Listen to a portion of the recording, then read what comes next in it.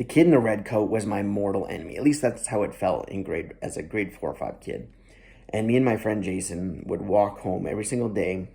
And this kid went to a different school about 4 or 5 blocks away, but our paths would cross. We took the same route, but we went in opposite directions. So our paths would cross every single day.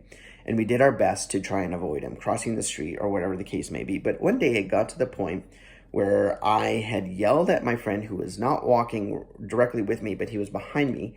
And I yelled at him and said, "Hey, I see the kid in the red coat." And that triggered a response from the kid in the red coat who started chasing me. And I had was close to my own back alley, and my house was only a few houses in. And thankfully, my little legs were working really well that day. And I booked her home, ran into the house. My parents were asking me why I'm out of breath. I made some kind of story. I'm not really sure what I said, or why I even lied or even hid the fact that this kid chased me home.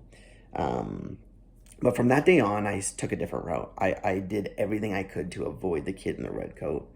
But one day my dad pulls up as I'm on this alternate route going a long way home. And he pulls up, I get in the car, and we drive right to the kid's house. I'm not sure how my dad knew what was going on. I'm not sure how he knew what kid I was avoiding. I'm not sure how he knew where this kid lived. But we pulled up to this kid's house. My dad goes in, has a conversation, and that was the end of that. That was the last time that I ever had to take the long way home and avoid this kid anymore. And I think there are two things that we can learn from this. And it's A, we spend a lot of unnecessary time and energy avoiding the things in life that we don't want to address. Avoiding the things in life that feel like obstacles, that feel like hurdles, that are just feel like they're hard to do, or that we can't do, I can't address.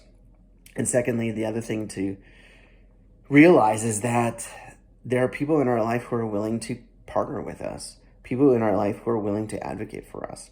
And so that is something I just want to encourage you with is, hey, what are you avoiding that you need to address? And B, who is in your corner already that you can ask and just articulate, hey, this is what I'm avoiding. Can you help me? Simply asking that, hey, this is what I've recognized that I'm avoiding, and this is, I think, how you can begin to help me. And so I want to encourage you to find that person in your life after you have identified that thing that you're avoiding, and find someone in your life, or even look for a professional who can help you and walk with you, because there are people who want you to succeed. The people in our life, it's not so much a competition. They're not going to look down upon us. And that's often the narrative that we think, that someone's going to think less of us if we ask for help, or think less of us if they know what is really going on. Let's give the friends and the people in our life the benefit of the doubt. Because if they're good friends, they want what's best for you.